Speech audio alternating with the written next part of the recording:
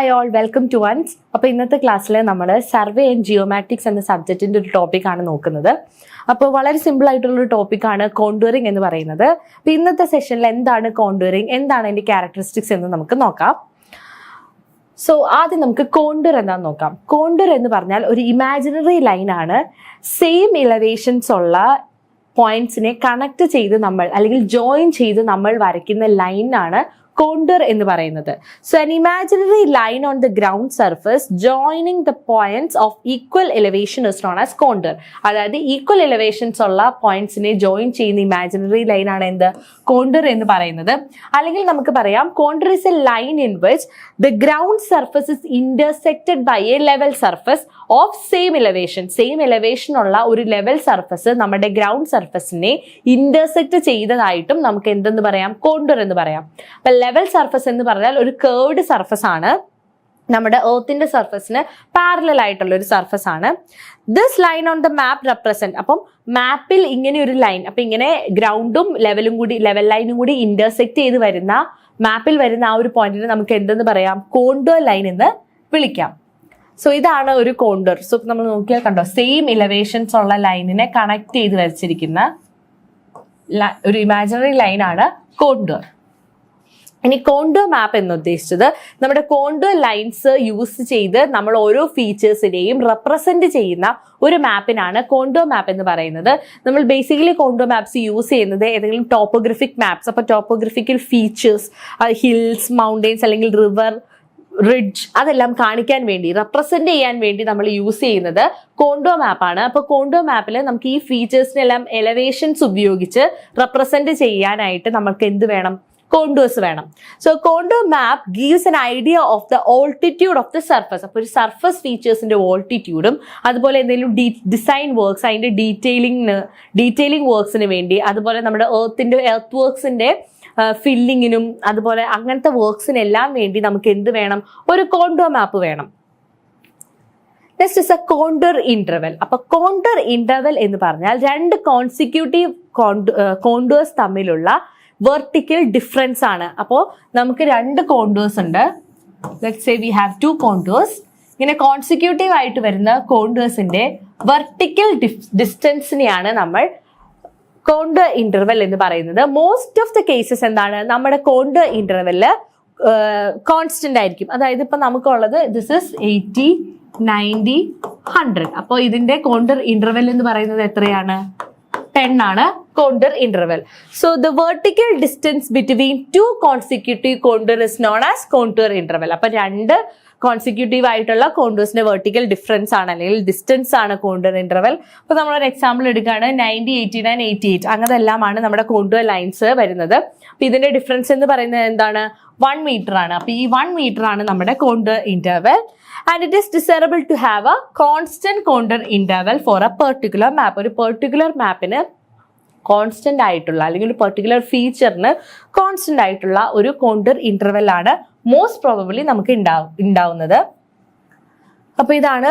അപ്പൊ നമ്മളിത് കണ്ടോ, ഈ ഓരോ നമ്മൾ ഇവിടെ എലിവേഷൻസ് മാർക്ക് ചെയ്തിട്ടുണ്ട്, ഓരോ ലൈനിന്റെയും ഹൈറ്റ്സ് നമ്മൾ റെപ്രസെന്റ് ചെയ്തിട്ടുണ്ട്. അപ്പൊ ഇതിന്റെ വെർട്ടിക്കൽ ഡിസ്റ്റൻസ് ആണ്. Next is horizontal equivalent. അപ്പോൾ കോണ്ടൂർ ഇന്റർവെൽ എന്തായിരുന്നു, രണ്ട് കോൺസിക്യൂട്ടീവ് കോണ്ടൂർസിന്റെ വെർട്ടിക്കൽ ഡിസ്റ്റൻസ് ആയിരുന്നു. ഇനി രണ്ട് കോൺസിക്യൂട്ടീവ് കോണ്ടൂർസിന്റെ ഹൊറിസോണ്ടൽ ഡിസ്റ്റൻസിന്, അതായത് ഹൊറിസോണ്ടൽ ഡിസ്റ്റൻസിന് നമ്മൾ പറയുന്നതാണ് ഹൊറിസോണ്ടൽ ഇക്വലന്റ്. അപ്പൊ ഈ ഹൊറിസോണ്ടൽ ഇക്വലന്റ് എന്ന് പറയുന്നത് ഓരോ ഫീച്ചേഴ്സ് അനുസരിച്ച് എന്താവാം, ചേഞ്ച് ചെയ്യാം. അപ്പൊ കോൺസ്റ്റന്റ് ആവുന്നത് കോണ്ടൂർ ഇന്റർവെൽ ആണ്, പക്ഷെ ഹൊറിസോണ്ടൽ ഇക്വലന്റ് കോൺസ്റ്റന്റ് ആവണമെന്നില്ല. The horizontal distance between any two consecutive contours is known as horizontal equivalent. It is not constant. അപ്പൊ അത് കോൺസ്റ്റന്റ് അല്ല, അത് ഒരു പോയിന്റ് ബൈ പോയിന്റ് സ്റ്റീപ്നെസ്സിനെ എല്ലാം ഡിപ്പെൻഡ് ചെയ്ത് അത് വേരി ചെയ്തുകൊണ്ടിരിക്കും. സോ സ്റ്റീപ്പർ ദ ഗ്രൗണ്ടിൽ സ്റ്റീപ്പർ ആകും തോറും എന്ത് പറ്റുന്നു, നമ്മളുടെ ഹൊറിസോണ്ടൽ ഇക്വലന്റ് ചെറുതായി കൊണ്ടിരിക്കുന്നു. Next is a characteristic. ഇനി one of the important topic ആണ്, എക്സാംസിനെല്ലാം ചോദിക്കാറുള്ള ഒരു ടോപ്പിക്കാണ് ക്യാരക്ടറിസ്റ്റിക്സ് ഓഫ് കോണ്ടൂർസ്, കോണ്ടൂർസിന്റെ ക്യാരക്ടറിസ്റ്റിക്. അപ്പൊ ഫസ്റ്റ് ക്യാരക്ടറിസ്റ്റിക് എന്താണ്, ഒരു കോണ്ടൂർ ലൈൻ എന്ന് പറയുന്നത് ഈക്വൽ അല്ലെങ്കിൽ സെയിം ഇലവേഷനുള്ള പോയിന്റ്സിനെ കണക്ട് ചെയ്യുന്നതാണ്. അപ്പോ all points in a contour line have the same elevation. അപ്പോൾ ഒരു കോണ്ടൂർ ലൈനിന്റെ എല്ലാ പോയിന്റ്സിനും എന്താണ് സെയിം ഇലവേഷൻ ആണ് വരുന്നത്. പിന്നെ ഒരു ഫീച്ചർ ആണ്, ഇനി നമുക്ക് വളരെ അടുത്തുള്ള ഇങ്ങനെ വളരെ ക്ലോസ്ലി സ്പേസ്ഡ് ആയിട്ടുള്ള കോണ്ടൂർസ് ആണെങ്കിൽ അത് എന്തിന്റെ കോണ്ടൂർ ആയിരിക്കും? ഒരു സ്റ്റീപ്പ് സ്ലോപ്പിന്റെ ആയിരിക്കും.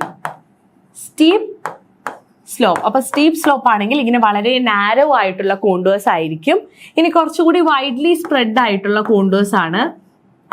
വൈഡ്ലി സ്പ്രെഡ് ആയിട്ടുള്ള കോണ്ടൂർസ് ആണെങ്കിൽ അതെന്താണ് റെപ്രസെന്റ് ചെയ്യുന്നത്? That is A gentle slope. It is having A gentle slope. അപ്പൊ വളരെ നാരോ ആണെങ്കിൽ സ്റ്റീപ്പ് സ്ലോപ്പും, ഇങ്ങനെ വൈഡ്ലി സ്പ്രെഡ് ആയിട്ടുള്ള കോണ്ടൂർസ് ആണെങ്കിൽ ഒരു ജെന്റിൽ സ്ലോപ്പും. ഇനി അതുപോലെ equally spaced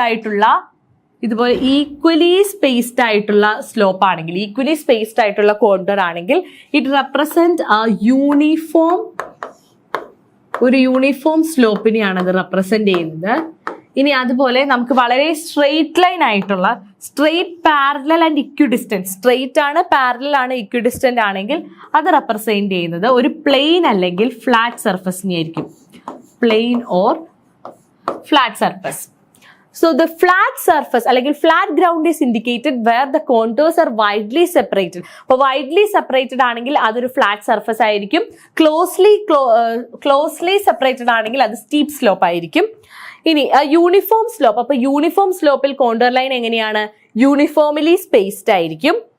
A plain surface, കണ്ടോ, ഒരു പ്ലെയിൻ സർഫസ് വരുമ്പോൾ അത് സ്ട്രെയിറ്റ് ആണ്, പാരലൽ ആണ്, അതുപോലെ ഈക്വലി സ്പേസ്ഡ് ആണ്. അപ്പൊ ഈ ഫിഗേഴ്സ് ഓർത്തിരുന്നാൽ മതി, നമുക്ക് ആ ക്യാരക്ടറിസ്റ്റിക്സ് എഴുതാൻ പറ്റും. നെക്സ്റ്റ് ഇനി വരുന്നത് ഒരു ഹില്ലാണെങ്കിൽ എന്താണ്? അതിന്റെ പീക്ക് പോർഷനിൽ അതിന്റെ ഹയസ്റ്റ് എലവേഷൻ ആയിരിക്കും. അതായത് നമ്മളുടെ എലവേഷൻ അല്ലെങ്കിൽ വാല്യൂ നമ്മുടെ ലൂപ്പിന്റെ ഉള്ളിലേക്ക് അല്ലെങ്കിൽ കോണ്ടറിന്റെ ഉള്ളിലേക്ക് ഇൻക്രീസ് ചെയ്ത് വരികയാണെങ്കിൽ അതെന്താണ് റെപ്രസെന്റ് ചെയ്യുന്നത്? ഒരു ഹില്ലിനെയാണ്. ഹില്ലിന്റെ എലവേഷൻ എടുക്കുമ്പോൾ അതിന്റെ പീക്ക് പോർഷനിലായിരിക്കും മാക്സിമം എലവേഷൻ വരുന്നത്. ഫുഡ് പോർഷനിൽ അത് കുറച്ചുകൂടി വൈഡ് സ്പ്രെഡ് ആയിരിക്കും. A series of closed contour lines on the map represent a hill if the higher values, അതായത് higher values inside ആണെങ്കിൽ അത് എന്തെന്നാണ് റെപ്രസെന്റ് ചെയ്യുന്നത്? ഒരു ഹില്ലാണ്.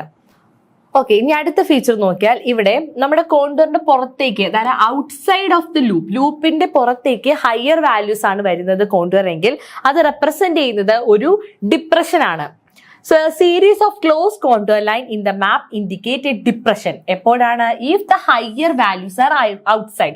നമ്മുടെ ഹയർ വാല്യൂസ് ലൂപ്പിന്റെ പുറത്തേക്ക് വരികയാണെങ്കിൽ അത് ഇൻഡിക്കേറ്റ് ചെയ്യുന്നത് ഒരു ഡിപ്രഷനെയാണ്. അപ്പൊ നമുക്ക് നോക്കിയാൽ അറിയാം, വളരെ ക്ലോസ് ആയിട്ട്, വളരെ സ്റ്റീപ്പർ ആയിട്ടായിരിക്കും നമ്മുടെ ബാങ്ക് റീജിയനിൽ അത് വരുന്നത്. അതുപോലെ സെന്റർ റീജിയൻ അല്ലെങ്കിൽ അതിന്റെ പീക്ക് റീജിയനിൽ വളരെ വൈഡ് സ്പ്രെഡ് ആയിട്ട് അല്ലെങ്കിൽ വളരെ ഫ്ലാറ്റർ ആയിട്ടുള്ള ഒരു സ്ലോപ്പാണ് ഡിപ്രഷനിൽ നമുക്ക് കാണാൻ പറ്റുന്നത്.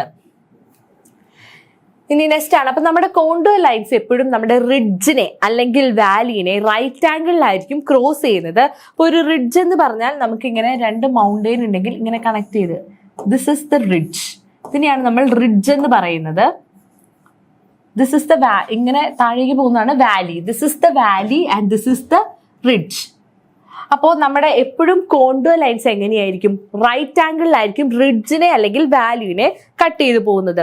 അപ്പൊ നമ്മളുടെ ഒരു കോണ്ടൂറിന്റെ ബെൻഡിന്റെ അകത്തേക്കാണ് ഹയർ വാല്യൂ എങ്കിൽ, ഇങ്ങനെ ഇൻസൈഡ് വാല്യൂ ആണ് ഹയർ എങ്കിൽ അതിന് പറയുന്നത് അത് റിഡ്ജ് ലൈൻ ആണ്. That is a ridge line. So if the higher values are inside, higher values ആണ് ഒരു കോണ്ടൂർ ലൂപ്പിന്റെ അകത്തുള്ളതെങ്കിൽ അതെന്താണ് ഇൻഡിക്കേറ്റ് ചെയ്യുന്നത്? It indicates a ridge. ഇനി ലൂപ്പിന്റെ പുറത്തേക്കാണ്, അതായത് നമ്മുടെ ബെൻഡിന്റെ പുറത്താണ് ഹയർ വാല്യൂ എങ്കിൽ, if the higher value are outside the ബെൻഡിന്റെ പുറത്താണെങ്കിൽ അത് എന്തിനെയാണ്? ഒരു വാലി ലൈനിനെയാണ് ഇൻഡിക്കേറ്റ് ചെയ്യുന്നത്. അപ്പോൾ ബെൻഡിന്റെ പുറത്ത് ഹയർ വാല്യൂ വന്നാൽ വാലിയും, ബെൻഡിന്റെ അകത്താണ് ഹയർ വാല്യൂ വരുന്നെങ്കിൽ അത് റിഡ്ജിനെയാണ് ഇൻഡിക്കേറ്റ് ചെയ്യുന്നത്. ഇനി നമ്മുടെ കോണ്ടൂർസ് ഒരിക്കലും ഇന്റർസെക്ട് ചെയ്യാനായിട്ട് പാടില്ല. പക്ഷേ അങ്ങനെ ഇന്റർസെക്ട് അതായത് ഒരു പോയിന്റിന് രണ്ട് എലവേഷൻ വരില്ല. പക്ഷെ അങ്ങനെ വരുന്ന കേസ് എന്ന് പറഞ്ഞിട്ടുണ്ടെങ്കിൽ അതെന്താണ്? ഒരു ഓവർ ഹാങ്ങിങ് ആയിട്ടുള്ള ക്ലിഫ് ആയിരിക്കും. കോണ്ടൂർ കനോട്ട് എൻഡ് എനിവെയർ അതായത് contour lines cannot merge or cross one another on A map except in the case of. അപ്പോൾ ഓവർ ഹാങ്ങിങ് ക്ലിഫിൽ അല്ലാതെ വേറൊരു കേസസിലും നമ്മുടെ കോണ്ടൂർസ് എന്ത് ചെയ്യില്ല, മീറ്റ് ചെയ്യുകയോ അല്ലെങ്കിൽ ക്രോസ് ചെയ്ത് പോവുകയോ ചെയ്യില്ല. അപ്പോൾ ഈ കേസിൽ ഒരു ഓവർ ഹാങ്ങിങ് ക്ലിഫിലാണ് എന്തുണ്ടായത്, നമ്മുടെ ഇതിനെ ക്രോസ് ചെയ്ത് പോയത്, ഇങ്ങനെ ക്രോസ് ചെയ്ത് പോയിരിക്കുന്നത്. ഇനി വേറൊരു ക്യാരക്ടറിസ്റ്റിക്സ് എന്ന് പറഞ്ഞാൽ നമ്മുടെ കോണ്ടൂർസ് എപ്പോഴും ക്ലോസ്ഡ് കോണ്ടൂർ ആയിരിക്കണം, ഒരു ക്ലോസ്ഡ് ട്രാവേഴ്സ് ആയിരിക്കണം. Either within or outside the limit of മാപ്പിന്റെ ഉള്ളിൽ തന്നെയോ അല്ലെങ്കിൽ പുറത്താണെങ്കിലും ആ കോണ്ടൂർസ് എന്തായിരിക്കും, ഒരു ക്ലോസ്ഡ് സ്ട്രക്ചർ ആയിരിക്കണം. ഇനി അടുത്തതെന്ന് പറഞ്ഞാൽ വെർട്ടിക്കൽ ക്ലിഫാണ്. അപ്പൊ വെർട്ടിക്കൽ ക്ലിഫിൽ എങ്ങനെയാണ്, ഒരു ലൈൻ വേറൊരു ലൈനെ ഇന്റർസെക്ട് ചെയ്ത് പോവുകയാണ് ചെയ്യുന്നത്. ഒരു ലൈൻ വേറൊരു ലൈനുമായിട്ട് ഇന്റർസെക്ട് ചെയ്യുന്നു. അപ്പൊ ഇവിടെ നമുക്ക് നോക്കിയാൽ അറിയാം, ഈ ഒരു പോയിന്റിന് തന്നെ കുറെ ഒരു എലിവേഷൻസ് ഉണ്ട്. അപ്പൊ സെയിം പോയിന്റിന് 3 എലിവേഷൻസ് വന്നു. അപ്പൊ എന്താണ്, അത് ഇവിടെ ഇന്റർസെക്ട് ചെയ്തു. അങ്ങനെ ഇന്റർസെക്ട് ചെയ്ത് വരുന്നത് എപ്പോഴാണ്, വെർട്ടിക്കൽ ക്ലിഫിലാണ്.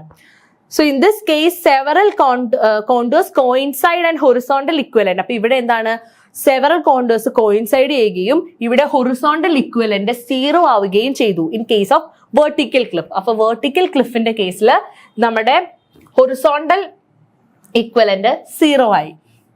ഇനി അടുത്തതാണ് സാഡിൽ. അപ്പൊ സാഡിൽ എന്ന് പറഞ്ഞാൽ ഇപ്പൊ നമുക്ക് നോക്കിയാൽ ഒരു മൗണ്ടെയിൻ എടുത്താൽ ദിസ് ഈസ് ദ സമ്മിറ്റ്. ഈ പീക്ക് പോർഷൻ ആണ് നമ്മൾ സമ്മിറ്റ് എന്ന് പറയുന്നത്. ഈ ഡൗൺവേർഡ് പോർഷൻ നമ്മൾ പറയുന്നതാണ് സാഡിൽ. അപ്പൊ നമ്മൾ സാഡിലിനെ പൊതുവെ 4 റിഡ്ജസിന്റെ നടുക്ക് വരുന്നതായിട്ടാണ് റെപ്രസെന്റ് ചെയ്യുന്നത്. അപ്പോൾ നമ്മളുടെ സമ്മിറ്റിന്റെ കഴിഞ്ഞിട്ടുള്ള ഡിപ്രഷനെയാണ് സാഡിൽ എന്ന് പറയുന്നത്. Depression between summit is called saddle. അത് 4 സെറ്റ് ഓഫ് കോണ്ടൂർസിനെയാണ് നമ്മൾ റെപ്രസെന്റ് ചെയ്യുന്നത്. It represent a dip in a ridge or the junction of 2 ridges. 2 റിഡ്ജസിന്റെ ജംഗ്ഷനെ റെപ്രസെന്റ് ചെയ്യാം, അല്ലെങ്കിൽ അതിന്റെ ഈ റിഡ്ജിന്റെ ഒരു ഡിപ്പായിട്ട് റെപ്രസെന്റ് ചെയ്യാം. ഇനി ഈ സാഡിൽസിൽ കൂടെ പാസ് ചെയ്യുന്ന വാട്ടറിനെ വാട്ടർഷെഡ് ലൈൻ എന്ന് പറയാം. അപ്പോൾ മെയിൻലി ഇതൊക്കെയാണ് നമ്മുടെ കോണ്ടൂർസിൽ വരുന്ന ക്യാരക്ടറിസ്റ്റിക്സ്. അപ്പൊ നമ്മൾ ഇന്നത്തെ ക്ലാസ്സിൽ പഠിച്ചത് എന്താണ് contour, what are the features of the contour, എന്തൊക്കെയാണ് കോണ്ടൂറിൽ വരുന്ന ടേംസ്. അപ്പോൾ നമുക്ക് വേറൊരു ടോപ്പിക്സ് ആയിട്ട് അടുത്ത സെക്ഷനിൽ കാണാം. Thank you.